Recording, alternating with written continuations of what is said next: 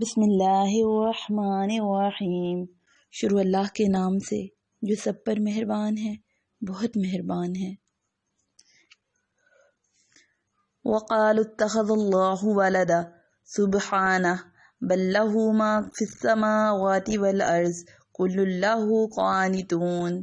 یہ لوگ کہتے ہیں کہ اللہ نے کوئی بیٹا بنایا ہوا ہے، اس کی ذات پاک ہے، بلکہ آسمانوں اور زمین میں جو کچھ ہے اسی کا ہے، سب کے سب اس کے فرما بردار ہیں۔ بدیع السماوات والارض وَإِذَا قَضَىٰ أَمْرًا فَإِنَّمَا يَقُولُ لَهُ كُن فَيَكُونُ۔ وہ آسمان اور زمین کا موجد ہے، اور جب وہ کسی بات کا فیصلہ کرتا ہے تو اس کے بارے میں بس اتنا کہتا ہے کہ ہو جا، چنانچہ وہ ہو جاتی ہے۔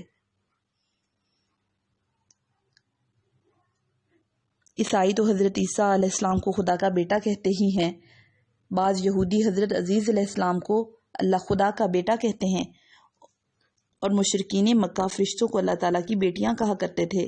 یہ آیت ان سب کی تردید کر رہی ہے۔ مطلب یہ ہے کہ اولاد کی ضرورت اسے ہو سکتی ہے جو دوسروں کی مدد کا محتاج ہو۔ اللہ تعالیٰ پوری کائنات کا مالک ہے اور اسے کسی کام میں کسی کی مدد کی ضرورت نہیں، پھر وہ اولاد کا محتاج کیوں ہو؟ اسی دلیل کو اگر منطقی پیرائے میں بیان کیا جائے تو اس طرح ہوگی کہ اولاد اپنے باپ کا جز ہوتی ہے اور ہر کل اپنے جز کا محتاج ہوتا ہے۔ اللہ تعالیٰ چونکہ ہر احتیاج سے پاک ہے، اسی لیے اس کی ذات بسیط ہے۔